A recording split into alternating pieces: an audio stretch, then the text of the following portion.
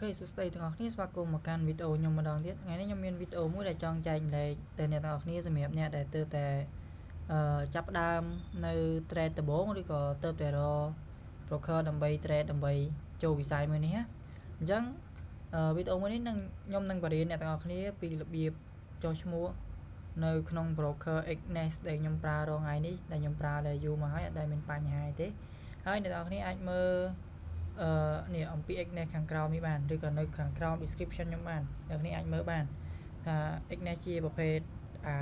broker bạn mình chẳng là nè hay tí nãy cái miền nào là cái cầm miền nơi non Singapore đi nè nè còn nơi không dọc mai những cái miền head office cái miền là thường nơi Singapore hay vì support cho mùi nâng platform MT4 MT5 hay nâng Ignes app bỏ kịp to những ai tên nâng Ignes to bạn chẳng ở lấy dương cho một căn video biệt một cái account từ họ này chỉ từ 4 này tao này check link rồi có chỉ từ 4 tao này check link nơi hàng crown video bao nhiêu má rồi còn nó không comment này tao này check link nâng map rồi tiếp viên nâng nom tao này cho từ căn chrom hai mà đo chrom lại nấy nè khơi tụm đồng bạn nấy rồi này tao này con này check register má nhưng chăm tích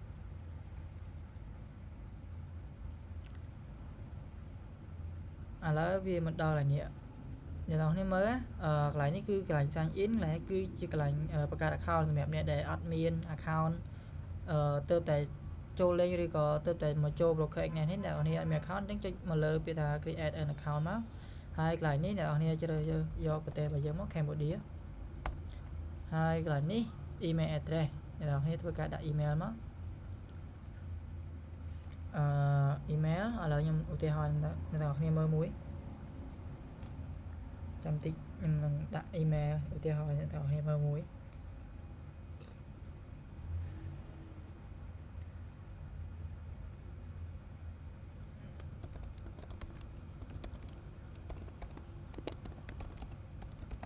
tôi bị này đặt email thấy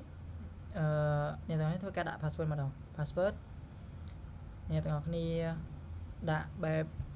อะไรยังไม่ยอมปี password กัน password មានចាប់ពី8ខ្ទង់ដល់15ខ្ទង់យ៉ាងតិច8ខ្ទង់ទាំងអស់គ្នាមានតែអក្សរមានទាំងលេខនិង8ហើយមានអក្សរធំមួយហើយនឹងមានអក្សរតូចលាយគ្នាហើយមានលេខហើយនឹងសញ្ញាអញ្ចឹងឥឡូវខ្ញុំឧទាហរណ៍ឲ្យអ្នកទាំងអស់គ្នាមើលមួយដូចជាខ្ញុំដាក់អញ្ចឹងហើយខ្ញុំសូមអ្នកទាំងអស់គ្នាមួយនេះវា count ឲ្យយើងវារាប់ឲ្យយើងដាក់អាន3នេះ3ដល់មកខ្ញុំដាក់ទៀតឬក៏យើងចង់ដាក់អញ្ចឹងទៀតcác bạn này យើង safety របស់យើងការពារ account របស់យើងហើយនេះឥឡូវវាទៅតែ load ថាត្រូវនៅចំណុចទី2នេះមួយទេអញ្ចឹងយើងធ្វើទៀតមកយើងដាក់លេខអញ្ចឹងទៅលេខមិនក្បាលnàyសាច់តែយើងដាក់ហើយវាគ្រប់ហើយនេះមានទាំងលេខហើយនឹងមានចាប់ពី8ខ្ទង់ឡើងអញ្ចឹងគ្រប់ហើយនៅយើងនៅខ្វះតែលេខសញ្ញាពិសេសមួយទៀតទេអញ្ចឹងសញ្ញាពិសេសមានដូចជា add ឬក៏ត្រង់ជ្រូកឬក៏សញ្ញាដុល្លារឬក៏សញ្ញា200 get ឲ្យទេតែខ្ញុំមើលបានសញ្ញា n អូខេបាននេះគ្នាអញ្ចឹងយើងដាក់មិនដាក់ទៅអញ្ចឹងទៅឧទាហរណ៍ហើយយើង copy វាទុកមកហើយកន្លែងនេះ partner code នេះអ្នកនរគ្នាគ្រាន់តែចុចពីលើវាមកហើយធ្វើការវាយនេះប៉ានេះមកអ្នកបញ្ចូលមក copy បញ្ចូលវាកន្លែងហ្នឹងមក MKL នេះប្រហែលអ្នកនរគ្នាអាច copy ហើយយកទៅផាបានហើយចុច register មកអូខេរងចាំតិចទាំងអស់គ្នាបន្ទាប់ពីយើងចុច register វានឹងមកកាន់នេះនៅក្នុង trade ផ្ទាល់អូខេអ្នកឲ្យមើលបានហើយកន្លែងនេះយើងអាច choose ជាមួយនឹង trading account សិនបានជាមួយនឹង demo test លេងក៏បានជាមួយ broker ណាឬក៏យើង verify ឥឡូវខ្ញុំនឹងបង្ហាញអ្នកនេះអំពី verify account ឲ្យហើយសម្រាប់អ្នកដែលចង់ trade ភ្លាមពេលទៅដាក់លុយហើយឬក៏គាត់បានធ្លាប់ trade demo ហើយអញ្ចឹងទៅគាត់ធ្វើការ verify ដាក់លុយ trade ហ្មងអញ្ចឹងយើងចុច real account មក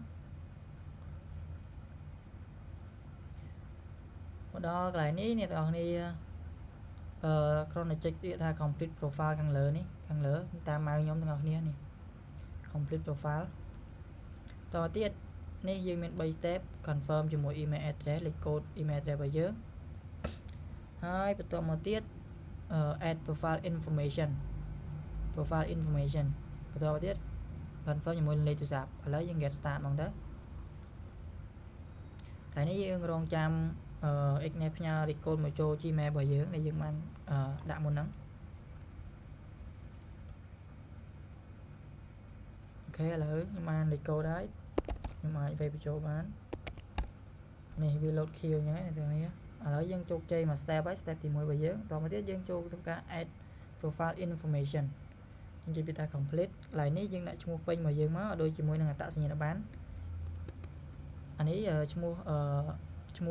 ដំបូងតកូលរបស់យើងទាំងអស់គ្នាបន្តមកទៀត last name ឈ្មោះរបស់អ្នកទាំងអស់គ្នាហ្នឹងហើយថ្ងៃខែឆ្នាំកំណើតដោយអត្តសញ្ញាណប័ណ្ណទាំងអស់គ្នាមកហើយកន្លែងនេះយើងធ្វើការរើសប្រទេស Cambodia អូខេដល់នេះកន្លែងនេះយើងជ្រើសរើសយើងជាប្រុសឬក៏ស្រី female ម៉ែអញ្ចឹងទៅយើងប្រុសដាក់ប្រុសមកកន្លែងនេះយើងដាក់ទីកន្លែងស្នាក់នៅរបស់យើងដោយអត្តសញ្ញាណប័ណ្ណមកយើងនៅណាអញ្ចឹងទៅកន្លែងហ្នឹងគឺចាប់ហើយបន្ទាប់មកយើងចុច submit មកហ្នឹងរួចហើយទាំងអស់គ្នាដោយសារតែខ្ញុំបានបង្កើត account មួយរួចហើយខ្ញុំមិនអាចបំពេញម្ដងទៀតបានទេអូខេបន្ទាប់ពីអ្នកទាំងអស់គ្នាចុច step ហ្នឹងហើយstep ទី3យើងគ្រាន់តែដាក់លេខទូរស័ព្ទរបស់យើងមកហើយយើងចុចsubmit មកតង់ទៀតវានឹងផ្ញើលេខកូដឲ្យយើងដូច email នេះអញ្ចឹងតែប៉ុណ្្នឹងទេសម្រាប់ការ verify account ហើយយើងរងចាំប្រហែលជា2 ទៅ 3 នាទីមកយើងអាចយើងរងចាំតែ 2-3 នាទី account របស់យើងគឺអាចដាក់លុយចូលលេងបានហើយយើង verify success 100% ហើយអញ្ចឹងពេលដែលអ្នកទាំងអស់គ្នាបាន account ហើយអ្នកទាំងអស់គ្នាគ្រាន់តែមកចូល my account នេះនៅខាងឆ្វេងដៃនេះតទៅទៀតអ្នកទាំងអស់គ្នាពេលដែលបង្កើតហើយអញ្ចឹងណាគេនឹងឲ្យ account standard ឲ្យមកយើងមួយសម្រាប់យើងdeposit លុយអញ្ចឹងទៅនេះយើងក៏ចុច deposit មកយើងចង់ deposit តាមណា local bank bank card Binance អីយើងអាចដាក់បានអស់វាមានច្រើនមានពពួកកាក់ក៏យើងអាច deposit បានដែរអានេះពពួក local bank យើងប្រើបានដូចជា ABA ACIDA និង Wing ហើយ bank card នេះយើងប្រើជាមួយ Visa card Master card អីអញ្ចឹងទៅអ្នកទាំងអស់គ្នាហើយវីដេអូនេះមានតែប៉ុណ្្នឹងទេសង្ឃឹមថាអ្នកទាំងអស់គ្នាអាចមើលយល់ហើយនឹងអាចធ្វើបានទាំងអស់គ្នាហើយបើសិនជាអ្នកទាំងអស់គ្នាចង់ឲ្យក្បោះក្បាលជាងហ្នឹងមើលការ verify ពេញហ្មងអ្នកទាំងអស់គ្នាអាចចុច link នៅខាងក្រោមវីដេអូរបស់ខ្ញុំមួយទៀតវីដេអូចាប់របស់ខ្ញុំដែលខ្ញុំធ្វើការ verify ពេញហ្មងនៅក្នុងវីដេអូមួយហ្នឹងជាមួយនឹង verify អត្តសញ្ញាណប័ណ្ណអីចឹងទៅយើងអាចចូលទៅមើលបានហើយនេះក៏យើងអាច trade ជាមួយនឹងនៅក្នុង app របស់គេផ្ទាល់ទាំងអស់គ្នាយើងអាចលេងជាមួយនឹង demo បាននេះក៏អាចមើលខាងលើបាននេះកន្លែងយើងចុចទិញលក់អី buy sell ខាងនេះទាំងអស់គ្នាយើងអាចដាក់ TPSL ឲ្យហើយមុននឹងចូលក៏បានដែរឧទាហរណ៍អញ្ចឹងទៅនេះអាចចូលអញ្ចឹងបានអញ្ចឹងមកនេះអូខេវីដេអូហ្នឹងមានតែប៉ុណ្្នឹងទេបងប្អូនសង្ឃឹមថាអ្នកទាំងអស់គ្នាអាចធ្វើបានបងប្អូនបាយបាយ